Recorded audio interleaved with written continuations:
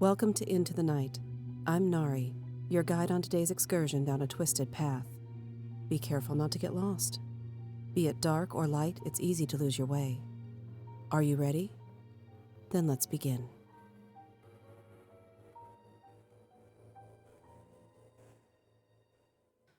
The Name Dropper Society, Part 1. I first met the Thursday Nighters, as we called them, down at O'Malley's pub the summer I turned 21. Barely able to drink myself, I worked nights right after college serving drinks, serving food, and serving as a sympathetic ear to the patrons. History majors like me had a hard time finding professional jobs. My dad tried to warn me that a social science degree wouldn't yield many opportunities for a career, but of course, I wasn't one to be deterred by reason. Not then, anyway. Some days and even years go by that we barely remember later in life. Others stick with you, or at least the memories of the meaningful friends you met at the time do. Some people, like the Thursday Nighters, are impossible to forget. And while my father would never understand, I learned more that gave me a proper perspective on life when I worked at O'Malley's pub than I would ever learn anywhere else. He wouldn't understand, though, because I never told him what happened back then. He'd never believe me if I did. That dead-end job he criticized changed my life.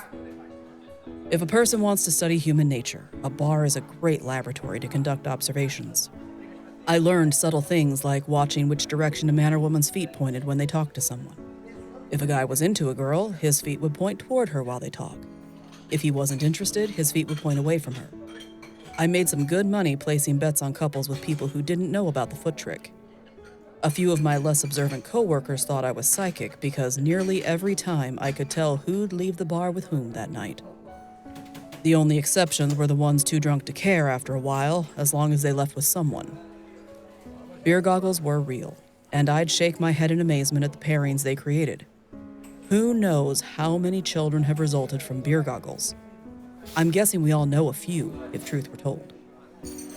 We had our share of patrons who stopped for just one night while they were in town for a game, a concert, or business. Strangers love to bare their souls and clear their consciences, especially once they start drinking. I've heard about more bad marriages, affairs, gambling obsessions, health problems, and the like than I can begin to tell. I guess it's easier to come clean to someone you figure you'll never see again. Their secrets stay safe. My favorites were the regulars, though, and that's who this story is really about. Each of them had their own routine. Some came in every night, and it was clear that we were the closest thing to family that they had. Some only came in on certain nights, but we could count on them to show up right on time, every time. That's how it was with the Thursday Nighters. They had names: Ed McElroy, Henry Case, Lionel Caldwell, and Casper Rydell. To look at them, they seemed like the coolest grandpas on the planet. Once you spoke with them, you knew it was true. I became especially close with them because Thursdays were slow nights, so at times, I had little or nothing to do. The men would invite me to their table and they'd start swapping stories. I, of course, was fascinated since they'd talk about events that happened before my time. History was a passion of mine already, but to hear first-hand accounts captivated me. Each of the men told of personal accounts at crucial points in history. A few times I doubted their honesty, and I think they could tell when they'd treaded into those waters. "Now, Ed, you're going to make us sound like a bunch of old men telling fishing stories. Let's go back to talking about Vietnam." They'd smile at me as if they shared an inside joke, and try as I might to remain skeptical, they'd soon drag me full on into their next story. Between the four of them, they'd met several impressive people in our history: presidents, military leaders, scientists, actors, politicians, and business moguls. To see if they pulled my leg, I'd later research the stories they told. To my surprise, they were accurate. Sometimes I had to dig deep to find the information, but my research always corroborated their accounts. "Kyle, why are you always hanging out with the Thursday Nighters? Don't you get bored talking to geezers?" "No, Jake, I don't. You'd learn a lot more if you paid attention to what they have to say. They're amazing. They've lived the history you and I have only read about or watched in the movies. Suit yourself. Sounds boring to me, history boy. It's your loss. I looked forward to Thursdays when the men I considered my friends came in. I knew their drinks and their favorite foods to order by heart. They repaid me with generous tips and interesting conversations. Weeks, then months passed, and Thursdays became my favorite night of the week. Occasionally, only 3 of the men showed up at their regular 6 o'clock rendezvous time. They'd nervously watch the door for their friend to arrive. He'll be here. I'm sure he's just running late. I'm sure at their ages an unexpected illness or worse isn't out of the realm of possibility. I can understand why they're worried. Each time they'd breathe a sigh of relief and smile when the missing member of their group arrived, usually looking a little frazzled. Soon they'd be back to their regular antics, talking, laughing, and swapping stories while they ate and drank. Whenever I had a chance, I'd join them. You know, Kyle, you're a little younger than the rest of us, but we consider you a part of our Thursday evenings. I look forward to you guys coming in here. You are so interesting to talk to. Not everyone wants to listen to a bunch of old men talk about the past. I do. Ever since I was a little kid, I have wanted to hear about history from people who have lived it.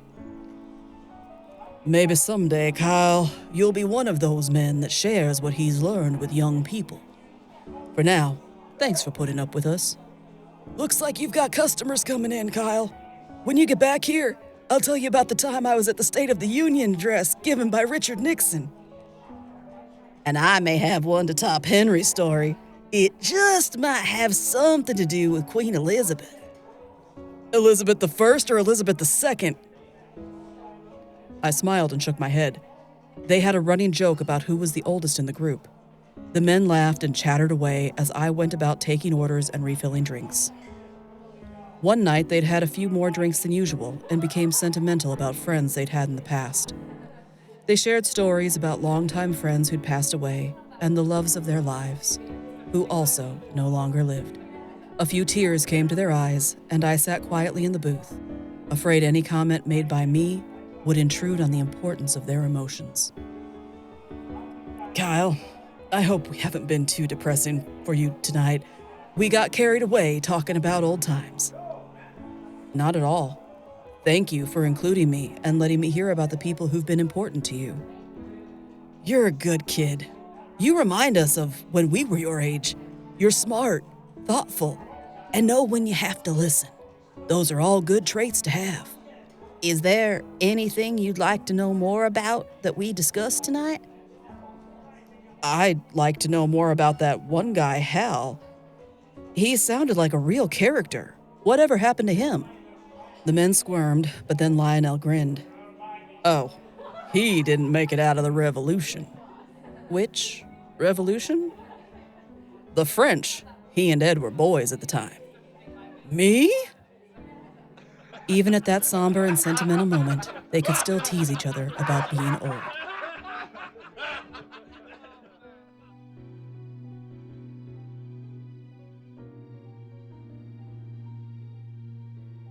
Thank you for joining me for this episode of the Into the Night Anthology podcast. Written by Caroline Giammanco, narrated by Nari. Theme music by Nico Rodriguez. All other original music, sound design, and editing by Omen Hawk Studios. You can find our links in the show notes. Into the Night is on your favorite podcatcher, so make sure to like, subscribe, and leave a 5-star review to help other excursionists to join us. I'll see you next time. And remember, whether in the shadows or in the daylight, all twisted paths lead you into the night. Into the Night Anthology is a Creative Typo Entertainment production.